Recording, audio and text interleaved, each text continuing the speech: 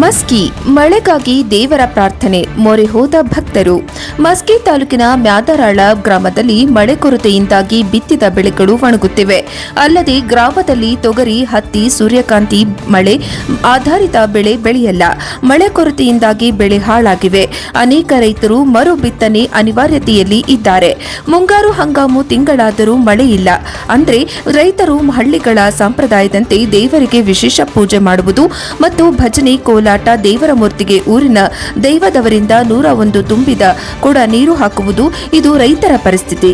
ಇದರ ಬಗ್ಗೆ ಗಂಭೀರವಾಗಿ ಸರ್ಕಾರ ಕೈಗೆ ಎತ್ತಿಕೊಳ್ಳಬೇಕು ಮತ್ತು ಬೆಳೆ ಪರಿಹಾರ ನೀಡಬೇಕು. ಪ್ರಧಾನಮಂತ್ರಿ ಫಸಲ್ ಭೀಮಾ ಯೋಜನೆ ಅಡಿಯಲ್ಲಿ ಬೆಳೆ ವಿಮೆ ಮಂಜೂರು ಮಾಡಬೇಕು. ಸರ್ಕಾರ ಮಸ್ಕಿ ತಾಲೂಕಿನ ಬರ ಪೀಡಿತ ಎಂದು ಘೋಷಣೆ ಮಾಡಬೇಕು. ರಾಯಚೂರು ಜಿಲ್ಲಾ ಮಸ್ಕಿ ತಾಲೂಕಿನ ಮ್ಯಾದರಾಳ ಅಂತರಗಂಗೆ ಗ್ರಾಮ ಪಂಚಾಯಿತಿ ರೈತರು ವಿಶೇಷ ಭಜನೆ ಪೂಜೆಗಳೊಂದಿಗೆ ದೇವರಲ್ಲಿ ಪ್ರಾರ್ಥನೆ ಮಾಡುವುದು ಕಂಡುಬಂದಿತು. ವರದಿ ವಿರೂಪಾಕ್ಷಯ್ಯ ಸ್ವಾಮಿ ಸಾನೆಮಠ, ಅಂತರಗಂಗೆ, NKS TV4 ಮಸ್ಕಿ.